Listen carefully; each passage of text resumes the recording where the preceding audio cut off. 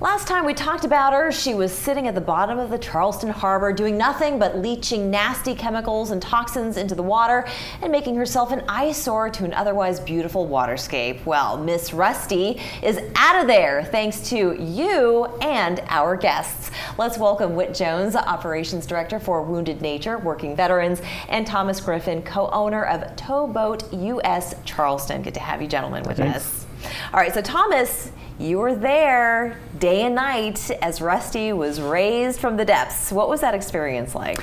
Well, this one was super challenging. She was full of mud, been down for 7 months, and a lot of logistical challenges to overcome to get her raised. 3.5 days, an overnight stay, and we finally got her up. So this was, it was a GoFundMe page, fundraiser. People were donating money. 49 people brought your into excess of $15,000 needed to do this particular project, in addition to some corporate help as well. Right, so Leadership Charleston with the Charleston Chamber of Commerce, as they reach into their annual class to the community, looking for projects and things to do, and they, through a friend of our work on the water, one of the Leadership Charleston members reached out to us about what can we do to help Wounded Nature in cleaning up the environment, and we designed a project around Rusty. And so the Leadership Charleston class of 2022 went out into the local community and raised the needed funds to... Why was it so important to get Rusty out of the water in particular? So Rusty sat near the channel on the Ashley River. It was a boating safety hazard because many sailboats go in and out near the bridge there. And it sat in 15 or 20 feet of water at high tide.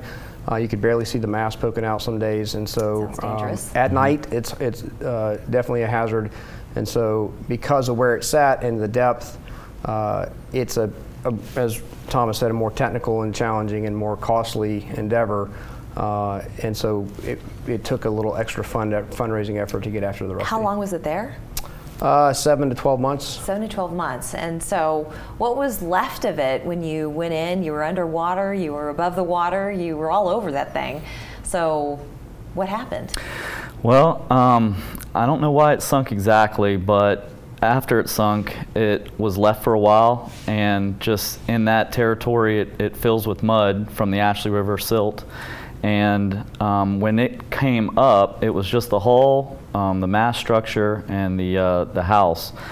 When we brought that up, it was full of barnacles, a lot of sharp stuff. So it took 4 days and a night to get Rusty out of the water. Where is she now?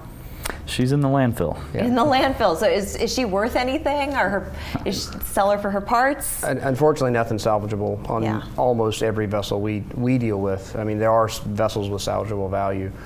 Don't get me wrong, but the ones that we end up dealing with are generally destined for a landfill, unfortunately. And so through a partnership with a local business, the Rusty and another abandoned boat were towed across to the Cooper and hauled out at a haul out site and destroyed there.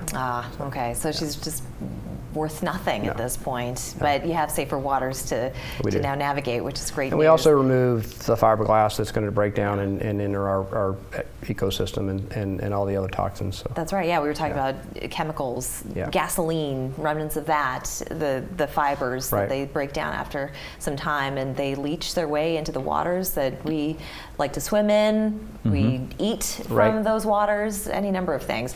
Real quick, Wounded Nature. Tell us a little bit more about just the number of vessels that you've pulled out so far and your future projects. Right, so to date, just as of last Saturday, we hit 137, independent 137 vessels. We removed a sailboat that's set up by Leeds Avenue boat ramp here on the Ashley River. That combined effort with law enforcement and SCDNR has done a lot of work on their own and with the counties. We're over 220 vessels as a team. That's great. And you know, you do estimates on these numbers because of the weight. It's hard, but we're estimating well over 2 million pounds of fiberglass toxins, just marine debris removed out of the waterways. So, but also you're giving working veterans the chance to get back to the community. Right. So we partner with veterans and non-veterans. So we're a good hodgepodge of a team, and then we have great volunteers and local partners and agencies that help us out. So That's great to hear. as we move forward, we've got our target on kind of some state level support with some of these larger vessels and barges and things that are in the water. Your work is not near being Right. done. And so we're engaging in Colombia and are looking to get some state level planning and funding, hopefully, to address, and maybe not funding for Winter Nature, but funding for the problem. Right? So And we our don't- viewers are going to see this right now, and they're going to want to give. Captain Jones,